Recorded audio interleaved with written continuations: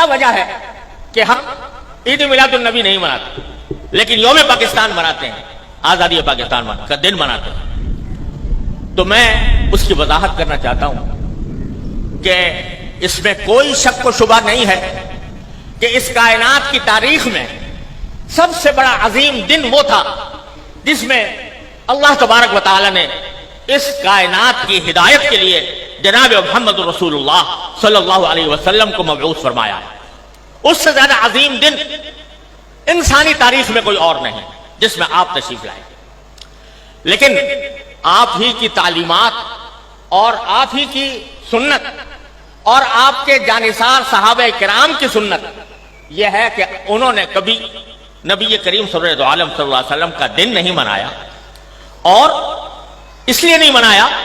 کہ اللہ تبارک و تعالی نے رسول کریم صلی اللہ علیہ وسلم کو اس لیے مبعوث فرمایا تھا تاکہ آپ کی ہدایت کی روشنی سے یہ کائنات منور ہو اور لوگ آپ کی تعلیمات کی اتباع اور پیروی کریں۔ آپ کی ذات والا صفات وہ ہر قسم کی رسمی کارروائیوں سے کہیں بالاتر ہے، اور حضرات صحابہ کرام جو آپ کی زندگی کے ایک سانس کے بدلے اپنی ساری زندگیاں نچھاور کر سکتے تھے، انہوں نے کبھی یہ دن نہیں منایا۔ جب انہوں نے جو کوئی چیز نہ منائی ہو اور انہوں نے اس سے اعتراض کیا ہو اور اس کے بجائے ساری زندگی اتباع سنت کی کوشش کی ہو،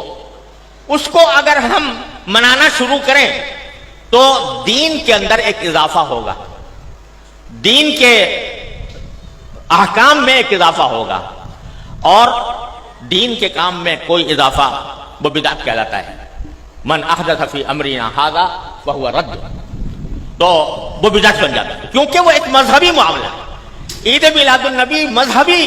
تقریب کے طور پر منائی جاتی ہے، مذہبی عید کے طور پر، عید کا نام اس کا رکھا گیا ہے،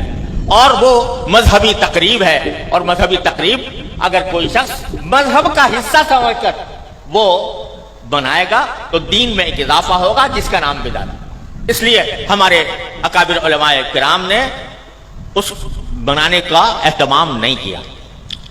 جہاں تک یہ 14 اگست کا تعلق ہے، 14 اگست کے یوم آزادی کا تعلق ہے، یہ کوئی مذہبی تقریب نہیں ہے،